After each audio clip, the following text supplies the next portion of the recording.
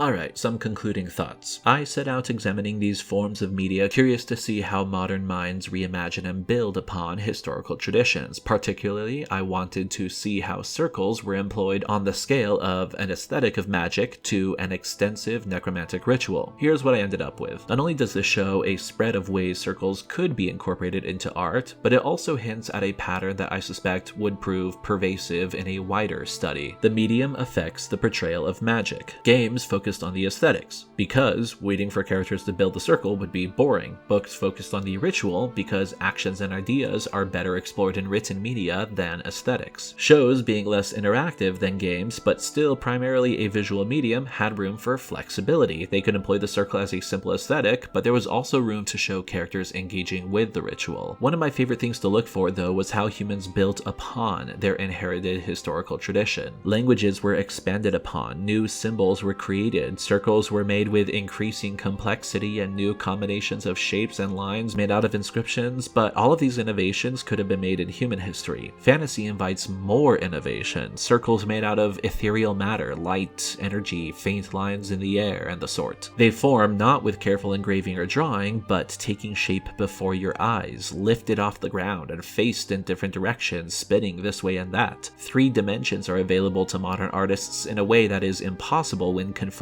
to reality. Something I feel is important to acknowledge is, this isn't a departure from medieval history. It's a natural continuation of it. Medieval peoples weren't the creators of magic circles, they were the inheritors of a myriad of traditions which they took, contemplated, adapted, and recreated in a number of ways. When we look at history, marvel at their creations, and remake those creations in new and visually stunning ways, we are participating in the very human tendencies that led to the creation of the artifacts that inspired us. Another value I see in dissecting what we have made is the capacity such analysis has to highlight what we haven't yet explored, like making a map and finding places we don't know how to fill in. For example, here are some things we have filled in, some focuses across the genres. The video games focus primarily on the aesthetic as a complement to the gameplay. The visual media focus primarily on the purpose, detailing the history and use of Zoltrak, for example, or the law of equivalent exchange and what alchemists were trying to achieve. Catabasis mentions the purpose, shapes, and incantations, but its focus is directed toward the setup, the research, whether the components will suffice, preparation for the journey ahead, and the debates that go into the creation of the circle. The Amulet of Samarkand focused primarily on the acts that followed the summoning, the phrasing, the incantations, examining whether the setup has been sufficient, the word choice with the demons, the use of names, everything a tense, active, incessant negotiation. I can't help but notice a general lack of focus on the material components present within the ritual space and throughout the ritual. Even Fullmetal Alchemist, which lists the materials in detail, didn't really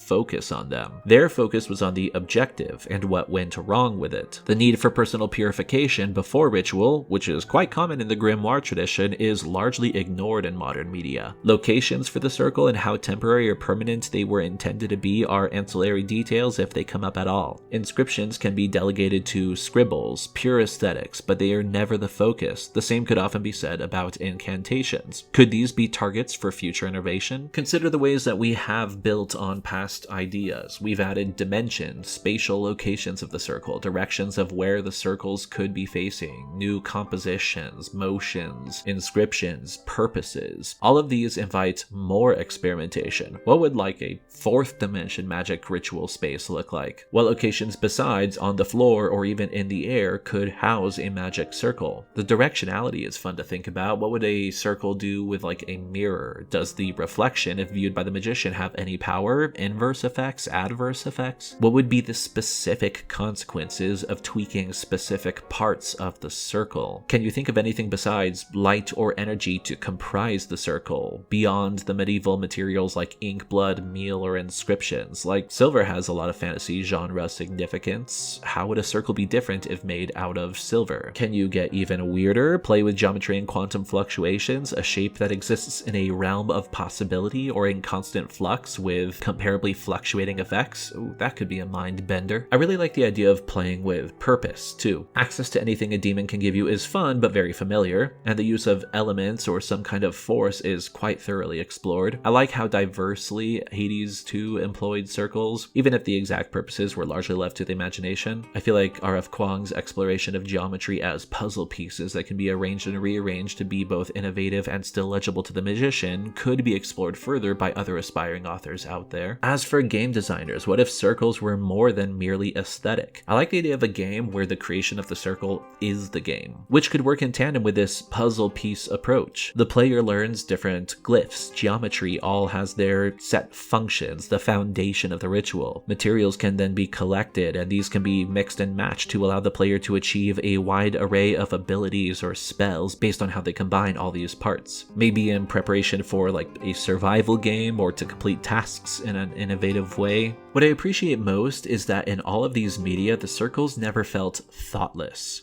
Even if the producers of the media put little attention into them, they were given to an artist who had to commit to a choice to produce something concrete that people could pause and look at. And they did their job well. The creators behind the scenes thought deeply about their creations, and that thought shows through these circles. Even if I couldn't find all the answers I wanted to, throughout the process, I found an amplified appreciation for each of these media. I don't regret the time I took to pause and consider another person's work.